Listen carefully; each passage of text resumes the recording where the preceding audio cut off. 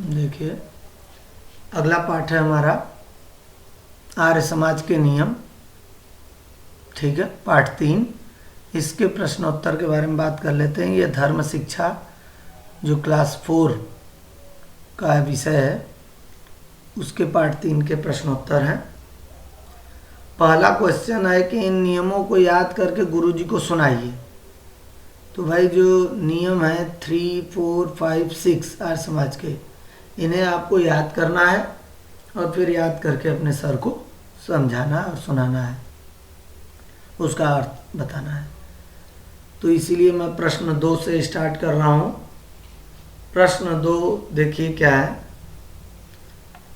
प्रश्न 2 है, वेद कितने हैं, उनके नाम बताइए। तो ये तो सबको याद होना ही चाहिए। आप इंडिया में रहते हैं, भारत में रहते हैं, और वेद कितने हैं और उनके नाम नहीं मालूम है आपको, तो ये अच्छी बात नहीं है, आपको जानना चाहिए। वेद 4 हैं, उनके नाम ऋग्वेद, यजुर्वेद, सामवेद और अथर्ववेद हैं। देख लीजिए, 4 वेद हैं, ऋग्वेद, यजुर्वेद, सामवेद, अथर्ववेद। प्रश्न 3, वेद का पढ़ना पढ़ाना और सुनना सुनाना परम धर्म क्यों बताया गया है? वेद का पढ़ना पढ़ाना और सुनना सुनाना परम धर्म क्यों बताया गया है? उत्तर है, क्योंकि वेद धर्म का मूल है, अतः धर्म का सच्चा स्वरूप भी उन्हीं से जाना जा सकता है। इसलिए वेद का पढ़ना पढ़ाना और सुनना सुनाना परम धर्म बताया गया है। प्रश्न 4, किसी भी कार्य को करते समय हमें किस बात का विचार करना चाहिए? कोई भी कार्य आप कर रहे हैं, काम कर रहे हैं, तो उसको करने के समय या उससे पहले किस बात का हमें विचार करना चाहिए?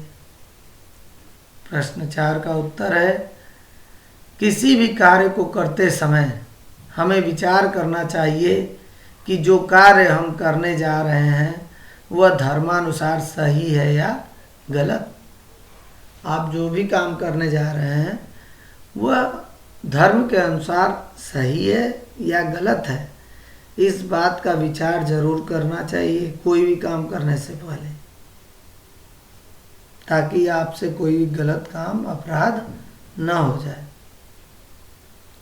अगला प्रश्न है प्रश्न 5, संसार के उपकार के लिए, संसार का उपकार करने के लिए मनुष्य शारीरिक, आत्मिक और सामाजिक उन्नति क्यों आवश्यक है? भाई संसार का उपकार करने के लिए, संसार का उपकार करने के लिए शारीरिक, आत्मिक और सामाजिक उन्नति क्यों आवश्यक है? तो उत्तर है, संसार का उपकार करने के लिए मनुष्य इन तीनों उन्नतियों द्वारा ही अपने को उपकार कर सकने योग्य बना सकता है। भाई अगर आप संसार का उपकार करना चाहते हैं तो सबसे पहले तो आप उतने उन्नत होने चाहिए, आपके पास वो सारी चीज़ें होनी चाहिए, तब ना आप संसार का उपकार करेंगे। तो आपकी शारीरिक उन्नति होनी चाहिए, शारीरिक रूप से आप स्वस्थ होने चाहिए, आत्मिक उन्नति आपकी होनी चाहिए, आप जो है आध्यात्मिक रूप से भी उन्नत हो, संपन्न हो, और सामाजिक उन्नति भी होनी चाहिए, ताकि आपको समाज में लोग जाने आप सामाजिक व्यक्ति हो। अब पता चला आप लड़ाई झगड़ा करने वाले पर्सन हैं, लोगों को उल्टा सीधा बोलने वाले पर्सन है, तो कौन आपको जो है सम्मान देगा? तो अपनी शारीरिक, आत्मिक और सामाजिक उन्नति बहुत जरूरी है, तभी आप संसार का उपकार कर सकने योग्य बन पाएंगे।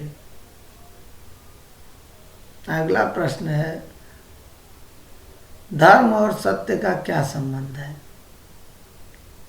तो उत्तर है, धर्म और सत्य एक दूसरे के पूरक हैं।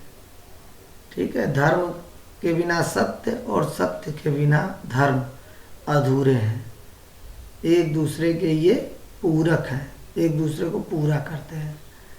ठीक है। तो इन प्रश्नों के उत्तर को आप लिख लीजिए अपनी कॉपी में, इन्हें याद कीजिए और अपने पेपर की तैयारी कीजिए।